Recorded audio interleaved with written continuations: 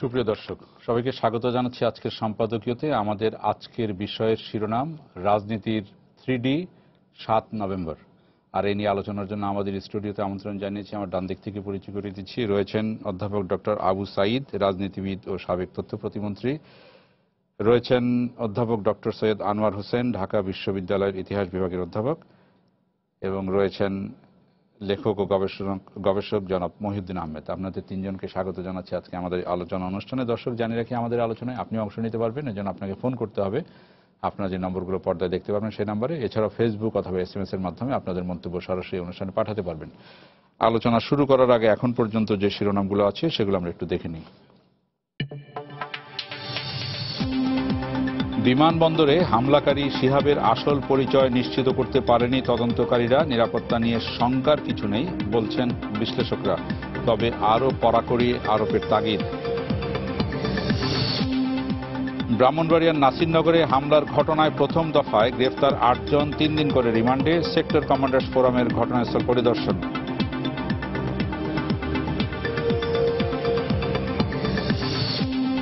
সংসদ সদস্যরা বেসরকারি শিক্ষা প্রতিষ্ঠানের পরিচালনা পর্ষদে আর থাকতে পারবেন না, আপিল বিভাগে হাইকোর্টের রায় বহাল। মিশ্র প্রতিক্রিয়া।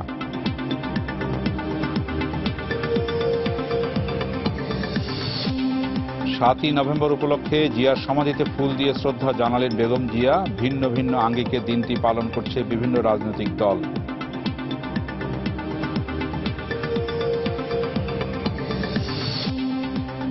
গাইবান্ধার গোবিন্দগঞ্জে চিনিকলের জমি নিয়ে সংঘর্ষের পরদিন আদিবাসী পল্লীতে লুটপাটের অভিযোগ, ভিটেমাটি ছাড়ার হুমকি। ঘটনা অস্বীকার পুলিশের।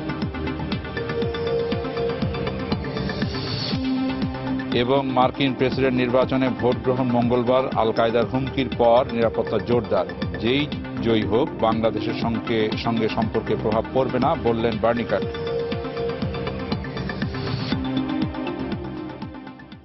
আমরা শিরোনামগুলো দেখলাম। আমাদের আলোচনার যে শিরোনামটি আমরা করেছি একটু ব্যাখ্যা দেই। স্যার, আপনাকে দিয়ে আমরা আলোচনা শুরু করব, যেহেতু ইতিহাসের বিষয়টি নিয়ে আমরা আলোচনা শুরু করেছি। ইতিহাসবিদ থেকে আমরা শুরু করতে চাই। রাজনীতির 3D অর্থাৎ 3 ডাইমেনশন বা ত্রিমাত্রিক সেটা আমরা বোঝাতে যাচ্ছি। কারণ আজকের এই দিবসটি, মানে আমাদের স্বাধীনতার প্রায় 4 বছর হওয়ার আগেই যে দিবসটি আমাদের মানে বাংলাদেশের ইতিহাসে যে ঘটে গিয়েছিল আজকের দিনটি, সেই দিনটির আমরা 3টি দৃষ্টিভঙ্গি দেখি। যারা ঘটনাটি ঘটিয়েছিল অর্থাৎ জাসদ, তারা দিবসটিকে পালন করে সিপাহী জনতার অভ্যুত্থান দিবস হিসেবে। আর যারা ঘটনার বেনিফিশিয়ারি অর্থাৎ বিএনপি বা তাদের সমমনা দলগুলো, তারা পালন করে বিপ্লব ও সংহতি দিবস হিসাবে। আর যারা ক্ষতিগ্রস্ত তারা পালন করে মুক্তিযোদ্ধা হত্যা দিবস হিসাবে।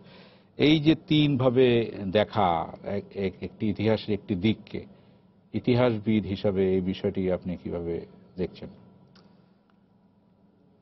ইংরেজিতে একটি প্রবচন আছে। প্রবচনটি বলা হচ্ছে, there are 13 different ways to look at a black bird.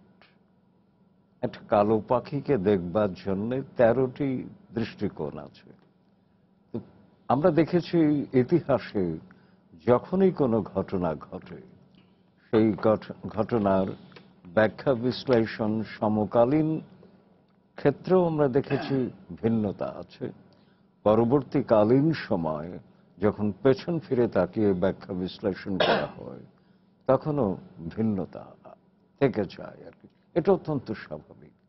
তবে আমরা যে ঘটনা নিয়ে আজকে আলোচনা করছি, সেখানে 3টি পক্ষের কথা আপনি উল্লেখ করলেন। 3টি পক্ষই যে যার অবস্থান থেকে এটাকে ব্যাখ্যা করবার চেষ্টা করেছে।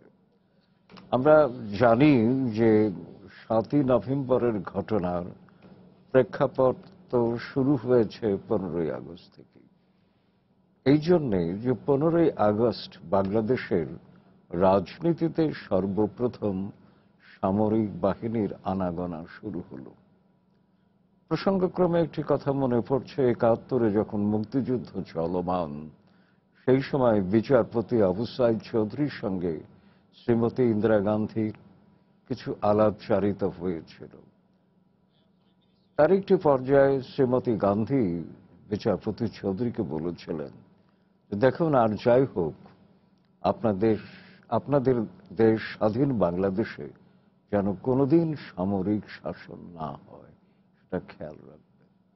অথচ বাংলাদেশ অভ্যুদয়ের ৩.৫ বছরের মাথায় সে ব্যাপারটি ঘটল। তো 15ই আগস্ট থেকে শুরু হচ্ছে সামরিক বাহিনীর আনাগোনা, এবং সেই সময় রাজনীতি অনেকটা অন্তরালবর্তী হয়ে গেছে। 15ই আগস্ট থেকে 7ই নভেম্বর, মাঝখানে 3রা নভেম্বর। তো তারপরে কিন্তু যে এই ঘটনাগুলো যখন থিতু হয়ে আসে, তারপরে লাগাতার এবং টানা 90 পর্যন্ত সামরিক শাসকেরাই সুবিধাভোগী হয়েছিলেন। তো 3রা নভেম্বর আমরা জানি, 3রা নভেম্বর হচ্ছে 7ই নভেম্বরের আশু পটভূমি। এই পটভূমিতে দেখা যাচ্ছে যে খালেদ মোশাররফের একটি ভূমিকা। তবে আমি গোড়াতেই বলে রাখি যে এই 3 এবং 7ই নভেম্বর নিয়ে আমাদের ধোঁয়াশা কিন্তু এখনো কাটেনি, কারণ অস্বাভাবিক দ্রুততার সঙ্গে ঘটনা ঘটেছিল, যার ফলে ইতিহাসের প্রাসঙ্গিক তথ্য সব সংগ্রহ করা খুবই কঠিন। আমি নিজে অনেক চেষ্টা করেও পারিনি।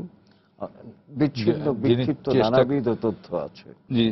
যিনি চেষ্টা করেছেন কিছু কিছু এই যে ধোঁয়াশা কাটানোর বা কিছু তুলে আনার জন্য, মহিউদ্দিন আমি তার কাছেই শুনি যে এই স্যার বললেন যে বিষয়গুলো, তো ধোঁয়াশা কাটেনি আসলে কি আমরা এখন যারা ইতিহাস পড়ে, এখনকার যারা যুবক বা তাদের কাছে তো 3টি দিকই প্রায় উন্মুক্ত বলা যায় এই বিষয়ে। গত 40 বছরে, আজকে আমরা 40 বছর দিনটি, আজকের দিনটি হচ্ছে 40 বছর। 40 বছরে আমরা দেখি গত 10-12 বছরে অনেক কিছুই তো সামনে আসছে।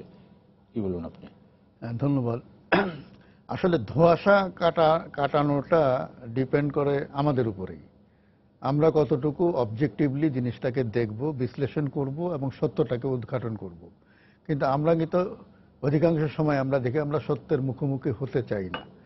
এই যে আপনি বললেন 7ই নভেম্বরের 3D, 3টা ডাইমেনশন, 3টা পক্ষ, 3 ভাবে বিশ্লেষণ করছে। এটা একটা হলো, আপনি যদি দেখেন এর মধ্যে কিন্তু রাজনীতির একটা ঝগড়া আছে। জাতীয় রাজনীতির ক্ষেত্রে আমরা যে ঝগড়াটা দেখি এক দলের সাথে আরেক দলের, এই 7ই নভেম্বরের 3Dতে কিন্তু তারই রিফ্লেকশন আমরা দেখি। এবং আমরা এখনো এই যে চরিত্র হননের রাজনীতি থেকে, প্রতিপক্ষের চরিত্র হননের রাজনীতি থেকে বেরিয়ে আসতে পারিনি বলেই অনেক সত্য এখনো চাপা পড়ে আছে। অথবা সত্যটা আমরা জানলেও আমার সুবিধা অনুযায়ী সেটাকে আমি উপস্থাপন করি, এবং অনেক সময় সুইপিংলি আমরা বলি। যেমন একটা আছে, যেমন যারা 7ই নভেম্বরের যে 3টি পক্ষ, একটি পক্ষ মনে করেন যে তার ইমিডিয়েট ভিকটিম, সেটা বলতেছে যে খালেদ মোশাররফ এবং তার সহযোগীরা, তাদেরকে ব্র্যান্ডিং করা হলো রুশ ভারতের দালাল হিসেবে। এটা কিন্তু একটা ব্র্যান্ডিং। আবার এর পরপরই আমরা দেখলাম যে জাসদ বৃত্ত থেকে ছিটকে পড়লো, তাদের অভ্যুত্থানের ফসলটা তারা ঘরে নিতে পারলেন না, তাদেরও ব্র্যান্ডিং হলো। এবং তাদেরকে কিন্তু জিয়াউর রহমানই ব্র্যান্ডিং করলেন নানানভাবে। এবং পরে যে ট্রাইব্যুনালে যে মামলা সাজানো হলো, এবং সেই সাজানো মামলায় কর্নেল তাহেরের ফাঁসি হলো সেখানে। কিন্তু এই ব্র্যান্ডিংটা কিন্তু আবার বিএনপির সবকিছু কিন্তু আওয়ামী লীগ গিলে না, কিন্তু আবার এইটা গিলে জাসদের বিরুদ্ধে ওই যেটা বলে জাসদের চরিত্র হনন। এখানে কিন্তু জিয়ার সাথে আওয়ামী লীগের একটা বড় মিল আছে, এখন যদি আপনি আওয়ামী লীগ নেতাদের কথাবার্তা শোনেন। আর ওই 7ই নভেম্বরের মাধ্যমে কিন্তু সত্যিকারের সেনা শাসন আমাদের দেশে প্রতিষ্ঠিত হলো, এটা স্যার বললেন। এবং 15 বছর সেটা চলেছে ধারাবাহিকভাবে, পরোক্ষ বা প্রত্যক্ষভাবে। এবং সেনা শাসক হিসেবে জিয়াউর রহমানের উত্থান এবং পরবর্তীকালে বিএনপির জন্ম। তো তারা এই পক্ষটাকে আবার অতি সরলীকৃতভাবে আমরা বলে দিই যে সব পাকিস্তানের দালাল। কিন্তু ব্যাপারটা কিন্তু এত সহজ না। এখানে কিন্তু অনেকগুলো ডিনামিক্স কাজ করেছে।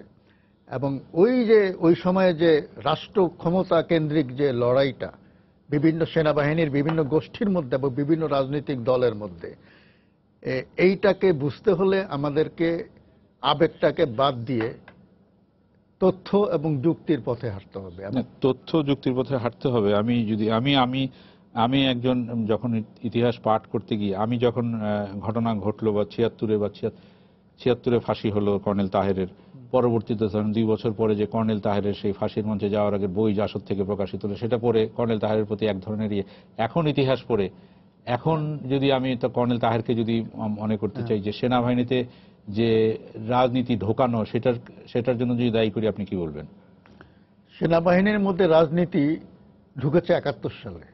71 সালে যখন আমাদের সেনাবাহিনীর সদস্যরা বিদ্রোহ করে স্বাধীনতার পক্ষে আসলেন এবং যুদ্ধ করলেন, তখন একটা সামরিকীকরণ হয়ে গেছে, আর এই রাজনীতিকরণ হয়ে গেছে। এবং এইটার প্রাতিষ্ঠানিক রূপ পায় যখন বাকশালের কেন্দ্রীয় কমিটিতে প্রত্যেক বাহিনী প্রধানকে ঢোকানো হয়। এটা কিন্তু আস্তে আস্তে হয়েছে, একদিনে হয়নি। তো সেনাবাহিনী তো রাজনীতিতে ঢুকে পড়ল, এবং বাকশাল ছিল একটা রাজনৈতিক প্রতিষ্ঠান।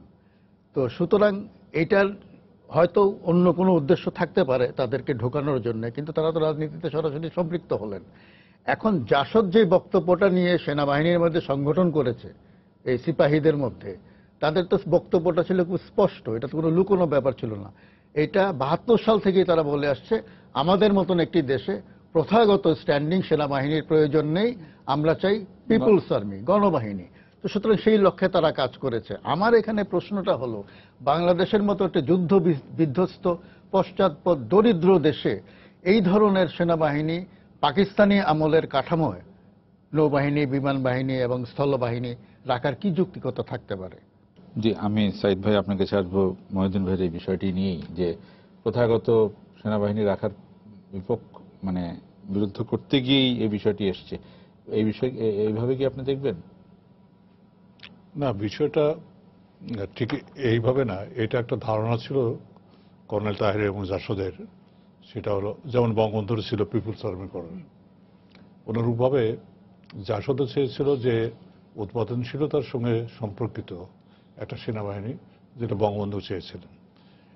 এদিক দিয়ে কিন্তু কর্নেল তাহের যে পদক্ষেপগুলো নিয়েছেন, এখনকার দিনে বিশ্লেষণ করলে আমার কাছে মনে হয়, কেউ যদি মনে না করেন, সেটা আমার কাছে মনে হয় যে অনেকটা রোমান্টিক হঠকারিতা। তাহের যেভাবে অগ্রসর হয়েছেন, তাহের যে পদক্ষেপ নিয়েছিলেন 6 তারিখের রাত্রে জিয়া রহমান বন্দির থেকে সরানোর জন্য, বন্দি মুক্ত করা, বন্দি তখন মুক্ত হয়ে গেছে already Zia Rahman, second field অফিসে তিনি ছিলেন। তারপর এটাও কোন কোন লেখা এটাও পাই, জিয়া রহমান তারই নিয়ন্ত্রিত সেনা সদস্যদের দ্বারা ঘেরাও অবস্থায় সেটা তো ফার্স্ট বেঙ্গল, সেটা তো ছিলেনই। জি, সেটা নিজেকে বন্দি অবস্থা তৈরি করেছিলেন। না, ফার্স্ট বেঙ্গলে উনি ছিলেন, এবং তার চারপাশে আবার সেকেন্ড বেঙ্গল ছিল, কিন্তু ফার্স্ট বেঙ্গলে ওনার ছিলেন জিয়া রহমান। জিয়া রহমানের সেনাবাহিনী জিয়া রহমানকে ঘিরে রেখেছিল এটা, এবং জিয়া রহমানের এই কথাটা আবার কিন্তু চিরকুটের মাধ্যমে, ওনার বইতে আছে, চিরকুটের মাধ্যমে সেটা কিন্তু কর্নেল তাহেরকে জানিয়েছেন। সেই জন্য যে কথাটা বলছেন, কর্নেল তাহের যদি ওই সময় পদক্ষেপ না নিতেন, তাহলে জিয়ার জন্য কিন্তু দারুণ অসুবিধা হতো। কর্নেল তাহের যে পদক্ষেপ নিয়েছিলেন, সেই পদক্ষেপের আগে উনি ব্যাকগ্রাউন্ড ওয়ার্ক করেছিলেন ব্যাপকভাবে, লিফলেট দেওয়া, তারপর বিভিন্ন সেনানিবাসী লোক পাঠানো, এবং সেনাবাহিনীর ভিতরে, সেনা সদস্যদের ভিতরে ভারত বিদ্বেষকে জাগ্রত করে খালেদ মোশাররফের কুটা যে আসলে ভারতপন্থীরা করছে এবং আওয়ামী বাকশালের পুনরায় ক্ষমতায় আসবে, এই ধরনের একটা মনোভাব চারিদিকে ছড়িয়ে দেওয়া হয়েছিল। সেই ক্রিয়া এবং প্রতিক্রিয়ার থেকে সাধারণ সেনাবাহিনী বিক্ষুব্ধ ছিল এমনিতেই, এবং পরবর্তীকালে জিয়া অনুগত সেনাবাহিনী যখন তারা মোটামুটি ক্যান্টনমেন্টটা কন্ট্রোলে নিয়ে নেয়, শাপাজ্জামান তখন বঙ্গভবনে, খালেদ মোশাররফ সেখানে, হুদাও সেখানে, তারা যখন তার গ্রিপসটা হারিয়ে ফেলে, তখন জিয়া রহমান সাহেব তখন টোটালি, আমি বলবো, কর্নেল তাহের যে প্রস্তাব দিয়েছিল প্রথম দিকে, যে কর্নেল তাহেরকে বলেছিল তুমি আমাকে উদ্ধার করো, আমি বন্দী আছি, সেইটার থেকে উনি বেরিয়ে এসে সেনাবাহিনী দ্বারা তিনি সারাউন্ডেড হয়ে গেলেন, এবং সেনাবাহিনী যা বলল তাই। যেমন উদাহরণ দিয়েছেন, কর্নেল তাহের বলেছিলেন বেতার কেন্দ্রে এসে, ওনারা এলিফ্যান্টে ওয়েট করতেছিলেন একটা বাড়িতে, বেতার কেন্দ্রে এসে আপনি সেনাবাহিনীর যে কথাগুলো, যে লিফলেটটা সিরাজুল খান ড্রাফটেড করে দিয়েছিল, যেটা বলা হয়ে থাকে সেটা না বলে সেনাবাহিনীর ক্যান্টনমেন্টে বসে রেকর্ডেড করে সেটা জিয়া রহমান কিন্তু বললেন, যেখানে জাসদের কথাবার্তা কিছু থাকলো না। পরবর্তীকালে যখন জিয়া রহমান বেতারে আসলেন তখন কর্নেল তাহেরের সঙ্গে আলাপ হলো এবং দেখা গেল তখন কর্নেল তাহের বস্তুত জাসদের যে প্রক্রিয়া ছিল সেটা থমকে দাঁড়ায় এবং বলতে গেলে তখনই একটা পরাজয়ের মনোভাব তাদের বেশি চলে আসে। ক্যান্টনমেন্টে গিয়েছিলেন, শোনা যায় ইনু গিয়েছিলেন কর্নেল তাহেরের সঙ্গে, আমাদের হাসানুল হক ইনু সাহেব গিয়েছিলেন। তিনি কথা বলেছিলেন তার রেকর্ড পাওয়া যায় না, জানা যায় না। কিন্তু এটা ঠিক, খালেদ মোশাররফ ভারতপন্থী ছিলেন না। খালেদ মোশাররফ যেটা চেয়েছিলেন সেটা হলো একটা কথা, সেনাবাহিনীকে একটা চেইন অফ কমান্ডের ভিতর নিয়ে আসা, নাম্বার ওয়ান। উনি 4টে প্রস্তাব দিয়েছিলেন মোস্তাকের কাছে। তাও একটা হলো মোস্তাক প্রেসিডেন্ট থাকতে চায়, থাকুক, তাকে সেনা প্রদান করতে হবে। আর যারা বঙ্গবন্ধুকে হত্যা করছে, যে খুনির দল যারা তা না, তাদেরকে ফিরিয়ে আনতে হবে, ট্যাঙ্ক শুদ্ধ ফিরিয়ে আনতে হবে। এই ধরনের 4টা উনি প্রস্তাব দিয়েছিলেন। তাহলে খালেদ মোশাররফকে কিভাবে বিচার করব? মোস্তাককে রেখে উনি সেনা প্রধান হয়েছেন, মোস্তাককে রেখেই সেনা প্রধান হয়েছে এবং মোস্তাককে রেখে সেনা প্রধান হতে গিয়ে যে দর কষাকষি হয়েছে, এর ভিতরেই কিন্তু জিয়া রহমান কর্নেল তাহেরের সঙ্গে যুক্তি করে এবং আলাপ আলোচনা করে কিন্তু তার গ্রাউন্ডটা রেডি করেছে খালেদ মোশাররফের বিরুদ্ধে এবং 6 নম্বর যে অভ্যুত্থান ঘটল সেই অভ্যুত্থানের বিরুদ্ধে খালেদ মোশাররফকে। তো এখানে একটা জিনিস আমাদের মনে রাখতে হবে, ক্যান্টনমেন্টে আমরা যদি ধরি তাহলে 46 ব্রিগেড ছিল স্ট্রং। 46 ব্রিগেডের একটা অংশ কিন্তু বঙ্গবন্ধুকে কিল করেছিল, 46 ব্রিগেডের 2 ফিল্ড আর্টিলারি যেটা করে। এরা যখন ফিরে আসলো তাদের আর্মস ছিল না ঠিকই, কিন্তু তারা ওই 6 তারিখে রাত্রি কোদ ভেঙে গিয়ে অনন্ত আর্মস নিয়ে, গোলা নিয়ে তারা কিন্তু জিয়া রহমানের কাছে আসে এবং জিয়া রহমানকে আশ্রয়স্থল হিসেবে তারা বিবেচনা করে তারাও কিন্তু জিয়া রহমানকে সমর্থন দেয়। এবং শুধু তাই না, পাকিস্তানি সেনাবাহিনীর সংখ্যা ছিল তখন বাংলাদেশে 28,000, আর মুক্তিবাহিনী এবং সদ্য নিয়োগপ্রাপ্ত রক্ষীবাহিনী সব প্রত্যাগত, পাকিস্তান প্রত্যাগত বাঙালি সেনা অফিসাররা ছিল 28,000, আর বাঙালি মুক্তিযুদ্ধ যারা করেছিল এবং যারা সদ্য কমিশন হয়েছিল সব ছিল 27,000। এবং ক্যান্টনমেন্টের যে কম্বিনেশন ছিল তাতে দেখা যায় যে পাকিস্তান প্রত্যাগত সেনা অফিসাররাই সংখ্যা বেশি ছিল এবং সেই হিসাবে দেখা গেল তারা খালেদ মোশাররফ যেহেতু ভারতপন্থী তার বিপরীতে তারা অবস্থান নিল জিয়ার দিকে। এবং এখানে একটা কথা আছে, কর্নেল ফারুক তার বাবা কিন্তু ছিল মেজর ডাক্তার এবং জিয়ার সাথে তার সম্পর্ক ছিল অত্যন্ত গভীর। সেখান থেকে কিন্তু ফারুকের সাথে জিয়ার সম্পর্ক, সেজন্য জিয়ার উপর আস্থা রেখে কর্নেল ফারুক রশিদ যেমন বঙ্গবন্ধুকে হত্যা করেছে, তেমনি জিয়াকে সেনাপ্রধান করার ব্যাপারেও তাদের কিন্তু ভূমিকা ছিল। সেটা সাধারণ সৈন্যরা অবলোকন করে দেখেই কিন্তু তারা একথা বলল যে জিয়াকে যেহেতু ফারুক এবং রশিদ তৎসময়, পরবর্তীকালে যাই হোক, তৎসময় সমর্থন দিয়েছিল, সেই হিসেবে তাদের দলটা সমর্থন দিয়ে দিল। সেজন্য মুক্তিযুদ্ধের একটা অংশ, বিরাট অংশ সমর্থন পায় জিয়া রহমান।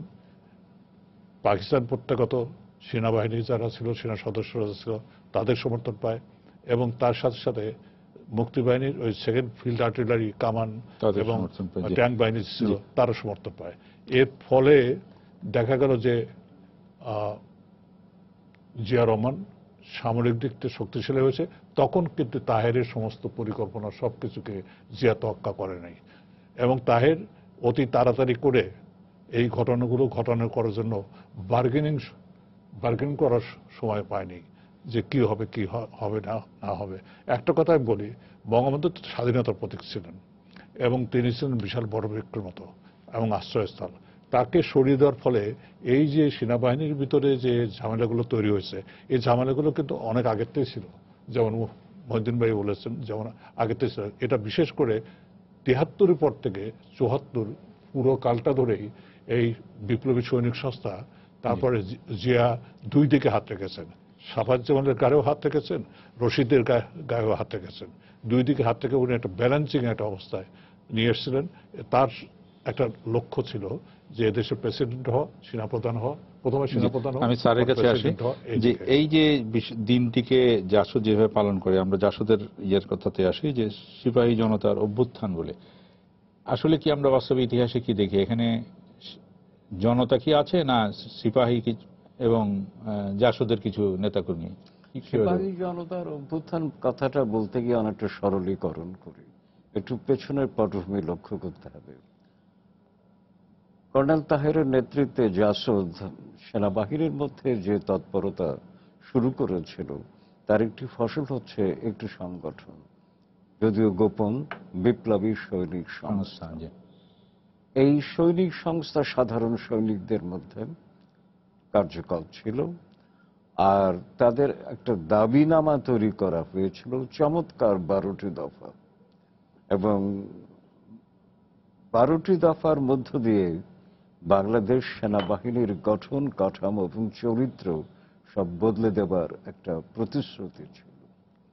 তো এই প্রতিশ্রুতি বাস্তবায়িত হবে বা সেনাবাহিনীর কাঠামো বৈপ্লবিকভাবে বদলে যাবে এমন একটা সুযোগ হাতে পেয়েছেন, এই ভেবে কর্নেল তাহের কিন্তু সক্রিয় হয়েছিলেন এবং তিনি ভেবেছিলেন যে জিয়াউর রহমানকে দিয়ে এই কাজটি করা হবে। সেই জন্যে জিয়াউর রহমান যে অনুরোধটি জানিয়েছিলেন একটা খুদে বার্তা পাঠানোর মধ্য দিয়ে, তাতে তিনি সাড়া দিয়েছিলেন। তা আমার কাছে এখন এই সময়ের ব্যবধানে এখন পেছন ফিরে তাকিয়ে দেখলে মনে হয় যে কর্নেল তাহেরের উদ্দেশ্য সৎ মহৎ হলেও ওই মুহূর্তটাকে ব্যবহার করবার যে সিদ্ধান্ত তিনি নিয়েছিলেন সেটা অত্যন্ত অদূরদর্শী এবং হঠকারী। আর জিয়াউর রহমানের উপরে আস্থা স্থাপন করা, কারণ জিয়াউর রহমান পরিপূর্ণ মানসিকভাবে পাকিস্তানপন্থী। তিনি মুক্তিযুদ্ধে তার সম্পৃক্ততা ঘটনাক্রমে, তো সেই জায়গায় তার একটা হিসেবের ভুল ছিল। কারণ কর্নেল তাহেরের মতো জিয়াউর রহমান পাকিস্তান থেকে পালিয়ে এসে প্রাণের ঝুঁকি নিয়ে মুক্তিযুদ্ধে অংশগ্রহণ করেননি। এই দিকটা কিন্তু মনে রাখতে হবে। আর সাধারণ সৈনিকদের মধ্যে একটা বিভাজন, তাদের দৃষ্টিতে একটা বিভাজন তৈরি করা হয়েছিল যে অফিসারের রক্ত চাই, এই স্লোগানটাও ঢাকা সেনানিবাসে উঠেছিল।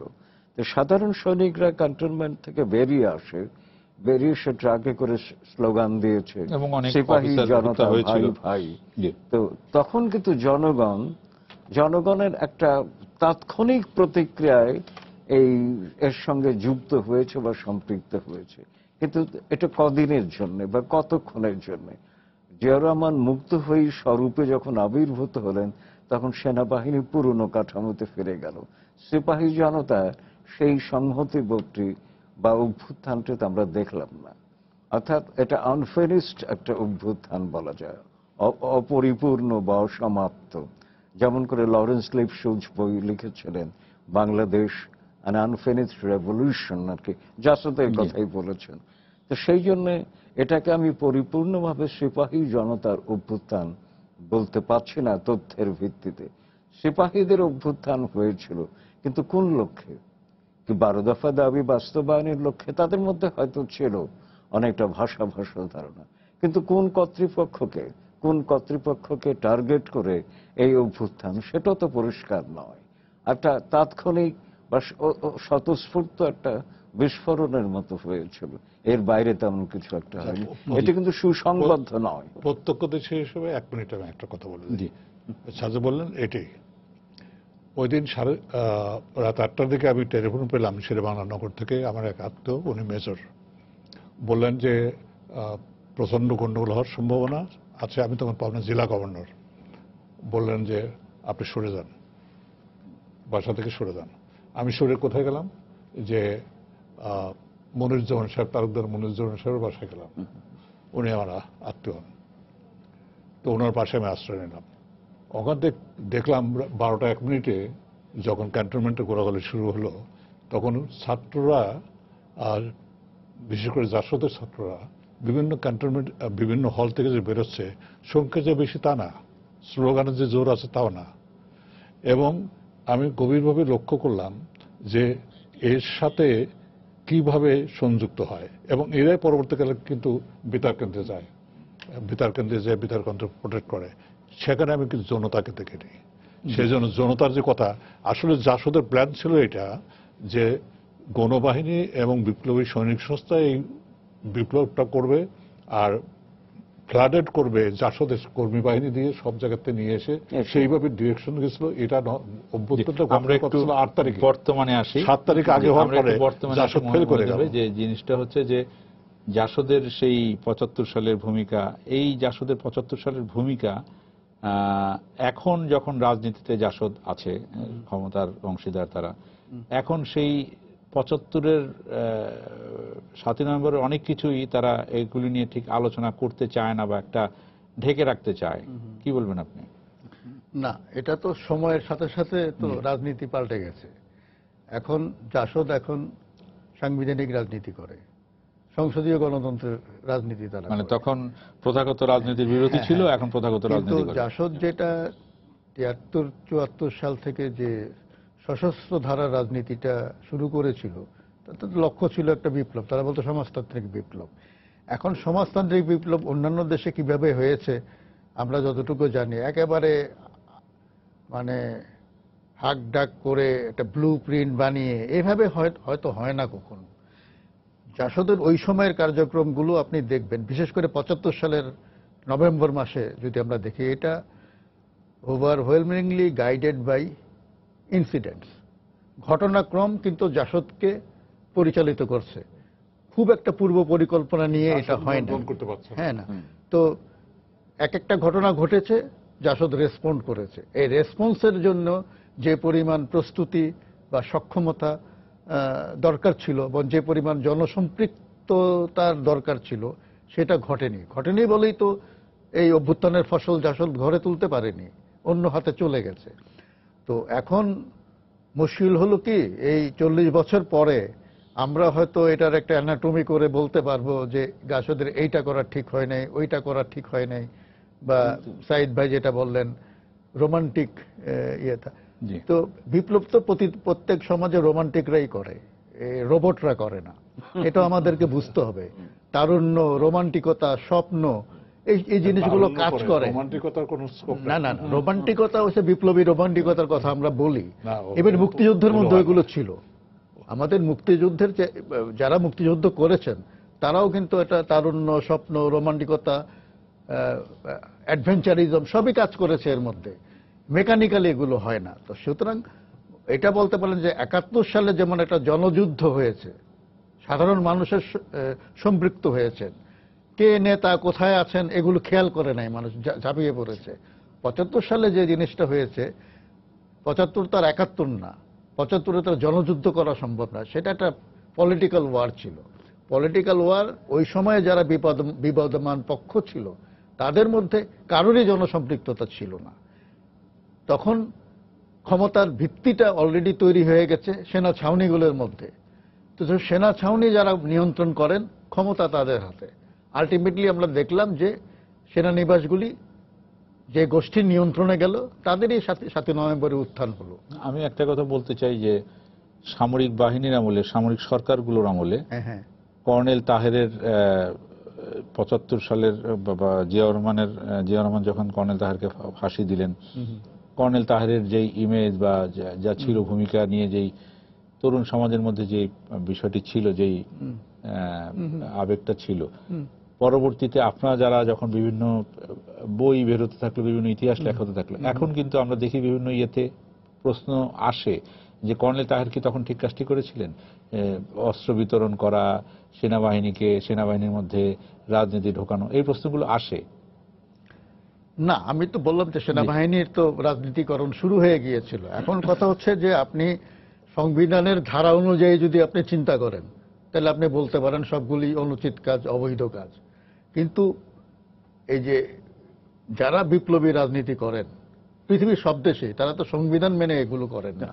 কাজে দুটো কনটেক্সটই আলাদা একেবারে। ওইটা দিয়ে আমরা যদি সংবিধান দিয়ে বা সংবিধান সম্মত কার্যক্রম যারা করেন তাদের চোখ দিয়ে যদি আমরা জিনিসটা বিচার করি, তাহলে আমাদের মনে হবে টোটাল জিনিসটাই অবিবেচকের কাজ, অবিবেচক না, অবৈধ। কিন্তু কথা হচ্ছে, যেমন আমরা বলি যে মুক্তিযুদ্ধ যখন আমরা করি, আমরা কি পাকিস্তানের যে লিগ্যাল ফ্রেমওয়ার্ক অর্ডার যেটা ছিল ইয়াহিয়ার, আমরা ওটা মেনে করেছি? তারা ক্ষমতা হস্তান্তর করেনি, আমরা বিদ্রোহ করেছি। সুতরাং জিনিসটা হচ্ছে যে জাসদ তখন মনে করেছে যে তাদের জনগণের রাইটস হ্যাড বিন ডিনাইড, ওইখান থেকে তারা দ্বিতীয় মুক্তিযুদ্ধ শুরু করেছিল। তারা যেটা বলে, এটা এখন যে অবস্থা, দেশ স্বাধীন হয়েছে, মানুষের মুক্তি হয় নাই, আমাদের বিপ্লব করতে হবে। এটা তো সবাই করেছে। আওয়ামী লীগ, সিপিবি এবং মুজাফফরনগরের বাইরে অনেকগুলো দল এই বিপ্লবের কথা বলেছে, সবার প্রচারপত্র এখনো আছে, বিভিন্ন জায়গায় পাওয়া যায়। কিন্তু কথা হচ্ছে জাসদ ছিল একমাত্র সক্রিয় রাজনৈতিক দল। যারা সক্রিয় ছিল না তাদের ভুল করারও কোনো সুযোগ ছিল না। যারা অ্যাক্টিভ থাকে মাঠে তাদের সাফল্যের সম্ভাবনাও থাকে, ভুল করার সম্ভাবনাও থাকে। নিয়ে নিই। জি দর্শক, আপনার নাম বলে প্রশ্ন করুন। আমি ডাক্তার মনিরুল ইসলাম, বরিশাল থেকে। জি বলেন। আমার প্রশ্ন, আমি দেখতে পাচ্ছি আমাদের এই দেশের স্বনামধন্য রাজনৈতিক ব্যক্তিত্ব আছেন, এই সেনাবাহিনী সম্পর্কে যে একটা ভুল তথ্য, এটা হচ্ছে এই যে সৈন্যরা সবসময় অফিসারের কমান্ডে চলে। এখন ওই সময় যে অফিসাররা যেভাবে কমান্ড করবে, তারা কমান্ড কন্ট্রোল বাইর হয়ে আসতে পারবে না। কিন্তু কর্নেল তাহের বা ওই সময় যে সেনা কমান্ডার যারা ছিল, জিয়া সাহেব বলেন বা সাফায়েত জামিল সাহেব বলেন, সৈন্যরা কিভাবে বিদ্রোহী হলো? কারণ ওদের তো একটা কমান্ড কন্ট্রোলের মধ্যে বাধা থাকে, এটুকু আমি জানি। আর এখানে বলা হচ্ছে সৈন্যদেরকেও দোষ দেওয়া হচ্ছে যে তারা ওই সময়, তারা কিন্তু রাজনৈতিক অভিলাষী না। কারণ ওই সময় যে সমস্ত লোকের ভর্তি করা হতো, অবশ্যই সবাই বেশিরভাগ অশিক্ষিত ছিল, এই পর্যন্ত লেখাপড়া জানত। এখন বর্তমানে ইন্টারমিডিয়েট পাস বা এসএসসি বা ডিগ্রি নেওয়া হচ্ছে। কিন্তু ওই সময় সৈনিকরা অফিসারের কমান্ড যা বলতো, ঘাস কাটতে বললে ঘাস কাটতো, মাটি কাটতে বললে মাটি কাটতো। কিন্তু তাদেরকে কেন এই দোষ দিয়ে, এই আমরা সেই ৭৫ থেকে এই ১৬ সাল পর্যন্ত একই দোষ সেনাবাহিনীর মধ্যে, কিন্তু সেনা সদস্যদের কেন দোষ দেওয়া হয়? ধন্যবাদ। এইখানে আচ্ছা, আমি এখানে ওনার কথাটা বলি। এই যে প্রচারপত্রগুলো ক্যান্টনমেন্টে বিলি হয়েছিল, তার একটা অংশ ছিল অফিসাররা ক্ষমতা ও পদের লোভে অভ্যুত্থান ঘটাচ্ছে, আর প্রাণ দিচ্ছে সাধারণ সিপাহীরা, নিগৃহীত অধিকার বঞ্চিত সিপাহীরা আর কামানের খোরাক হবে না, সিপাহী জনতার ভাগ্য এক। এবং এই প্রচারপত্রগুলো বিলি হয়েছিল সিপাহী জনতার বিপ্লবের মাধ্যমে ক্ষমতা দখল করতে হবে, সুতরাং বিপ্লবের জন্য, শ্রেণী সংগ্রামের জন্য প্রস্তুত হন। এই যে কথা বলছে, এই কথা দ্বারাই আলোড়িত হয়েছিল। যেমন ব্যাকম্যানশিপ একটা ছিল, সেটা কিন্তু উঠে গেল। সেই জন্য সেনাবাহিনীর ভিতরে যে তারা বিচ্ছিন্নভাবে যে এগুলো করে নাই তা না, তারা চেইন অফ কমান্ডের ভিতর সুদৃঢ়ভাবে ছিল, ক্রিয়া প্রতিক্রিয়ার ভিতর দিয়ে যে তারা সুদৃঢ় ছিল এমনটি না। বঙ্গবন্ধু হত্যাকাণ্ডের ভিতরে প্রমাণিত হয়েছে উচ্ছৃঙ্খল সেনাবাহিনী তখনও ছিল, সেনাবাহিনী সম্পূর্ণভাবে নিয়ন্ত্রিত ছিল না এবং শৃঙ্খলাবদ্ধ ছিল না। না থাকার ফলে পরবর্তীকালে অনেকগুলো ঘটনা ঘটেছে। শুধু ৩ তারিখ না, ১৫ তারিখ না, ৩ তারিখ না, ৭ তারিখ না, তারপর ১৩ তারিখ, তারপরে এমনি করে ঘটনা, ২.৫ বছরে অনেকগুলো অভ্যুত্থান হয়েছে। ২০টা অভ্যুত্থান হয়েছে। যদি সেনাবাহিনী সুশৃঙ্খল হতো, আমার শ্রদ্ধ যে প্রশ্ন রেখেছেন, প্রশ্নকারী করেছেন, তাহলে এতগুলো সেনা বিদ্রোহ কি করে ঘটলো?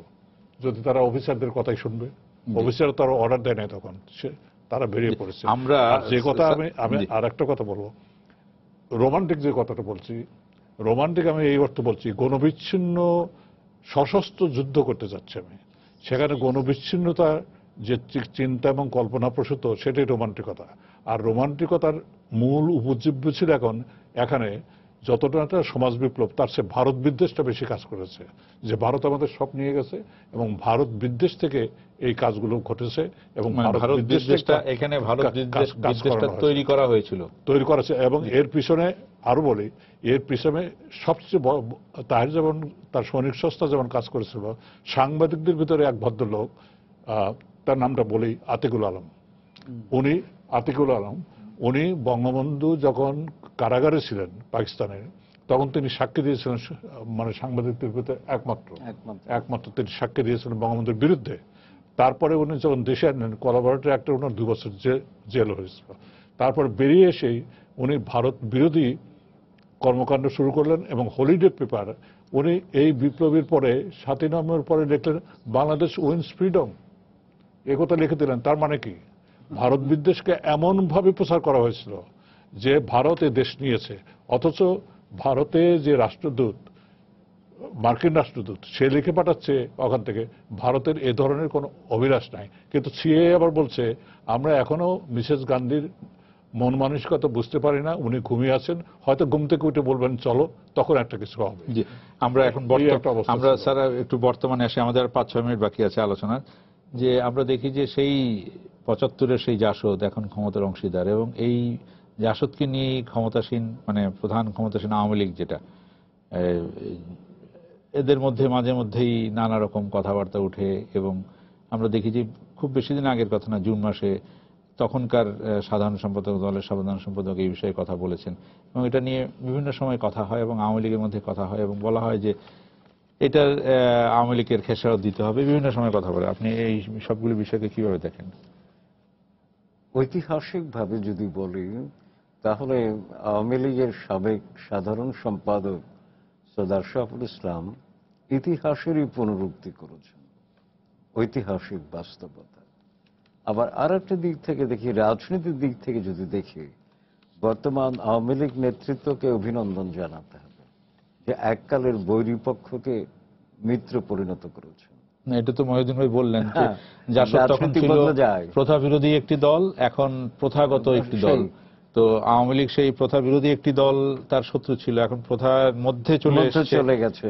অতএব আর শত্রু না মনে করে, তাই আর একটা দিক আছে রাজনীতির নেতিবাচক দিক, যে তাহলে কি বলবো যে জাসদ যে আদর্শের মধ্য দিয়ে জন্ম নিয়েছিল সে আদর্শ জলাঞ্জলি দিয়েছে ক্ষমতার লোভে। অবশ্য একটা কথা মনিউদ্দিন খান বাদল বলেছেন যে আমরা কাফারা দিচ্ছি, কথাটা কিন্তু বেশ ইঙ্গিতময় বলে আমি মনে করি, কিন্তু ওইটা তো কিন্তু ক্লিয়ার হয় না কাফারাটা খুব একটা পরিষ্কার হয়নি। এটা আমি অস্বীকার, কিসের কাফারা দিচ্ছেন আপনি? এটা কি যে আপনি যেটা বলছেন মূলনীতি থেকে সরে এসে না কিসের জন্য কাফারা আর কি, এটা কিন্তু পরিষ্কার হয়নি। তবে কথা হচ্ছে কি, রাজনীতিতে তো শেষ কথা নেই আর কি, এটাই হচ্ছে চূড়ান্ত। মহিউদ্দিন ভাই আপনি কি বলবেন? আমরা মইনুদ্দিন বাদল তো নিজে কাফারা দেননি, তিনি সংসদ সদস্য হয়েছেন। কাফারা অনেকেই দিয়েছে, অনেকেই ভবঘুরের জীবনযাপন করছে এখনো, যারা একসময় জাসদ করতেন। আমি যে কথাটা বলতে চাচ্ছি যে জাসদ বদলেছে, আওয়ামী লীগও বদলেছে, এখন সবাই মুক্তবাজার অর্থনীতির পথে এসছে, সমাজতন্ত্রের কথা এখন আর কেউ বলে না। তো সুতরাং এবং এখন যেটা হয়েছে, আমি মনে করি যে প্রধানমন্ত্রী শেখ হাসিনা জোটের রাজনীতিটা বোঝেন। আওয়ামী লীগের ধাতে কিন্তু পলিটিক্স অফ অ্যালায়েন্সটা নাই, যার জন্য এর আগেও যে তৃতীয় ঐক্য জোট একটা হয়েছিল 73 সালে, সেটা খুব একটা সফল হয়নি। এখন যে দলটি শত্রুপক্ষে যেতে পারত তাকে মিত্রতার বন্ধনে আবদ্ধ করা, আমি মনে করি এটা হচ্ছে শেখ হাসিনার পলিটিক্সের ম্যাচিউরিটি, এবং এটাকে আমি করি। এই পলিটিক্সটা আবার আওয়ামী লীগের অনেক নেতা বোঝেন না, সমস্যা হলো এখানে। তখনই ওই ধরনের কথাবার্তা, হ্যাঁ, ওই ধরনের কথাবার্তা বলে। কিন্তু আমি তো দেখলাম যে প্রধানমন্ত্রী শেখ হাসিনা তো এই ধরনের কথা বলেন না। এখন বলতে পারেন যে উনি কি অন্যকে শিখিয়ে দেন কিনা এগুলো বলার জন্য। আপনি কি বলবেন শেষ 1-1.5 মিনিট যেটা আছে? আমি বলতেছি ওই 3 ডাইমেনশন কথা বলছেন, একটা ডাইমেনশন বাদ আছে, যে আমরা আওয়ামী লীগরা 3 ডাইমেনশনের 2 ডাইমেনশন একসাথে। মুক্তিযুদ্ধ হত্যা দিবস আমরা যে বলি, কেন বলি, আমরা আওয়ামী লীগরা অনেকটা অন্ধকারেই আমরা বলি হাজার হাজার মুক্তিযোদ্ধাকে হত্যা করা হয়েছে ওই দিন, আসলে তা না। বিভিন্ন রিপোর্ট থেকে দেখা যায় অফিসারদের হত্যা করা হয়েছিল কম বেশি। যে পোস্টারে মার্কিন রাষ্ট্রদূত এখানে যে ছিলেন উনি মিস্টার বোস্টার, তিনি স্টেট ডিপার্টমেন্টে রিপোর্ট পাঠাচ্ছেন যে এই ঘটনাবলিতে 40 জন অফিসার মারা গেছে। এবং আমি যখন বর্তমান রাজনীতির বিষয়ে বলতে বলছি, রাজনীতির বিষয়ে বলবো, এবং আরেকটা বলি, সেই জন্য মুক্তিযোদ্ধা এবং 30,000 আওয়ামী লীগ নেতাকর্মী কিন্তু জাসদ যেমন 30,000 আওয়ামী লীগ, অ্যামনেস্টি ইন্টারন্যাশনাল বলেছে 30,000 নেতাকর্মীকে তখন কারাগারে নিক্ষেপ করে জিয়া রহমান। সেই হিসাবে মুক্তিযোদ্ধাদের নিপীড়ন এবং হত্যাকাণ্ডের সঙ্গে জিয়া রহমানের অভ্যুত্থান জড়িত। আমি যে কথা বলছি এখন যেটা হচ্ছে, এর রেশ কিন্তু শেষ হয়নি, এই ষড়যন্ত্র চক্রান্তের রাজনীতি চলছেই। জিয়া রহমানের উত্থানের আগে কি কারাগারগুলো শূন্য ছিল? হ্যাঁ, আচ্ছা, না তখন ছেড়ে দিয়েছিল, না শূন্য না, ছিল কিনা, না শূন্য ছিল না, ছেড়ে দিয়েছিল। কাদেরকে ছেড়ে দিয়েছে? না, সবাইকে ছাড়া হয়নি, কয়েকজন হাজার হাজার জাসদের নেতাকর্মী, অন্যান্য ওই বিরোধী বিতর্ক আমরা নেতাকর্মীরা শুরু জেলে করতে ছিল। পারবো না, আমাদের এটা তো সময় fact। অনেক ছেড়ে দিয়েছে। যে আমাদের সময় শেষ। যে আমরা শুধু এটাই বলতে চাই যে আমরা যে 3 ডাইমেনশনের কথা বলছি, 3 ডাইমেনশন কিন্তু আমাদেরকে সত্যিকার একটা জিনিসের অবয়ব আরো আমাদের কাছে পরিষ্কার করে, মূর্ত করে। তো আমরা আশা করব যে এই আলোচনা বিশ্লেষণ এর মাধ্যমে আমরা যারা ইতিহাস জানতে চাই, পড়তে চাই, তাদের কাছে বিষয়টি আরো স্পষ্ট হয়ে উঠবে এবং আমাদের রাজনীতি পজিটিভ ভাবে এগিয়ে যাবে। এই আশা করে আজকের আলোচনা এখানে শেষ করতে চাই। চক্রান্তের রাজনীতি থেমে নেই, চক্রান্তের রাজনীতি থেমে নাই, কিন্তু হ্যাঁ সেই ধারা চলছে। সেই ধারা থেকে বের হয়ে আসতে হবে। আপনাদের 3 জনকে ধন্যবাদ। সুপ্রিয় দর্শক, আপনারা যারা এতক্ষণ আমাদের সঙ্গে ছিলেন, আপনাদেরকে ধন্যবাদ জানিয়ে আজকের মতো এখানে শেষ করছি। শুভরাত্রি।